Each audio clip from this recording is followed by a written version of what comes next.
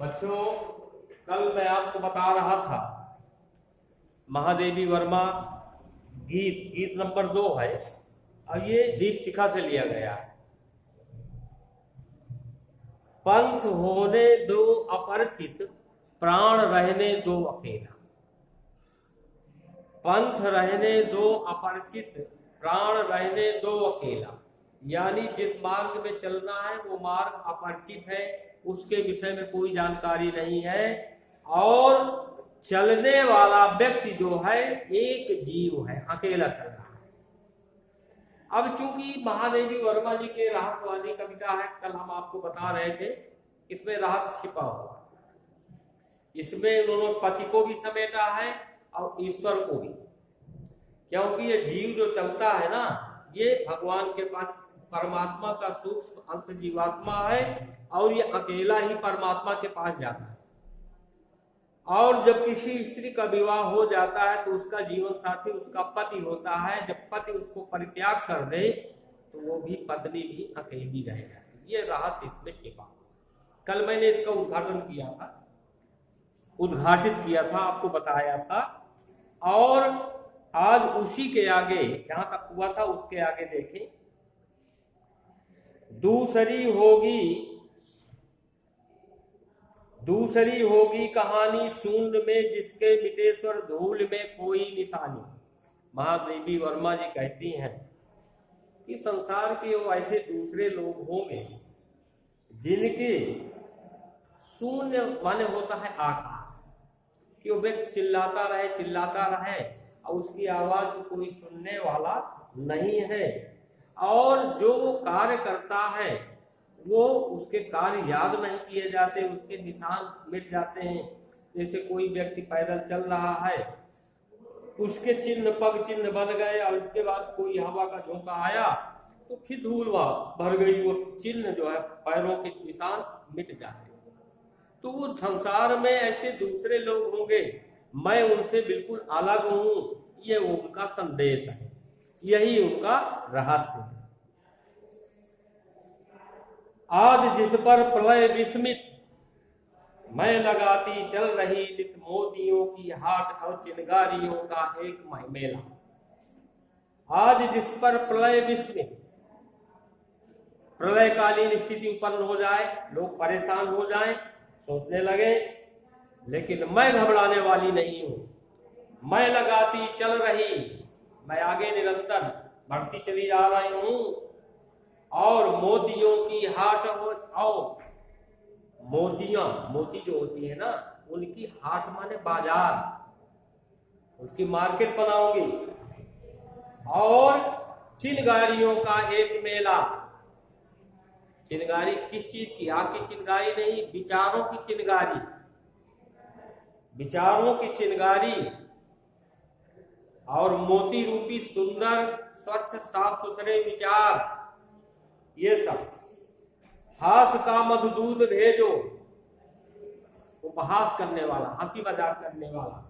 मधुदूत कहते हैं वसंत ऋतु को, जो हमारी 6 ऋतुएं होती हैं, वसंत, हेमंत, शिशिर, ग्रीष्म, वर्षा, शरद। तो वसंत को ऋतुराज कहा जाता है, ऋतुओं की राजा होती है। हास का मधुदूत भेजो, तो वसंत को ऋतुराज कहा गया। और बसंत ऋतु का राजा कौन है, उसका दूत कौन है, संदेशा कौन देता है? कामदेव को कहा गया।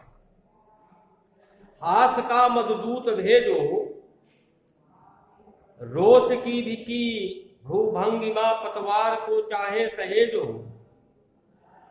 मेरे अंदर क्रोध उत्पन्न हो जाए या वो मेरे ऊपर क्रोध करे जिससे मुझे चिढ़ हो जाए।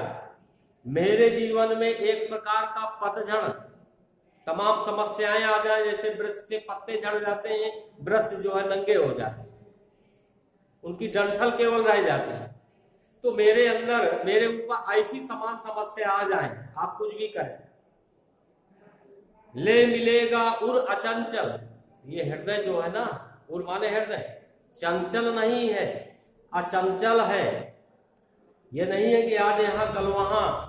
मैंने केवल एक से प्रेम किया, चाहे रहस्य के हिसाब से, चाहे उसको पति को मान लीजिए, चाहे उस ईश्वर को मान लीजिए। ले मिलेगा चल उर अचंचल, वेदना जल स्वप्न सतजल। वेदना तो रहेगी, दुख तो रहेगा, सैकड़ों प्रकार के स्वप्न भी रहेंगे। जान लो वह मिलन एकाकी, वो मिलना अकेला तो है, लेकिन विरह में है दुकेला। जब वियोग जन्य स्थिति होती है तो वो वियोग जन्य स्थिति में नायक ये नायिका से अलग नहीं होते, एक दूसरे की याद करना को वो दो हो जाते हैं, अकेले नहीं। पंथ होने दो अपरिचित, प्राण रहने दो अकेला। तो पंथ मार्ग अपरिचित रहने दो, और चलने वाला व्यक्ति जो है वो अकेला है, अकेला चल रहा है, अकेला चलता रहेगा। तो बच्चों, ये बचा हुआ जो भाग था कल का वो आपको बताया गया। ये सब नई कविताएं हैं और खड़ी बोली में सब भाषाएं लिखी हैं। इसके बाद एक छंद इनका और बच रहा है, छंद नंबर 3, मैं नीर भरी दुख की बदली। अब इसके विषय में थोड़ा सा हम आपको अभी बताएंगे, इसके बाद फिर कल इसमें चर्चा होगी। उन्होंने इसमें भी रहस्यवादी कविता, अपने को एक बादल की छोटी टुकड़ी के रूप में उन्होंने प्रस्तुति की। बता रहा हूं, सुनिए।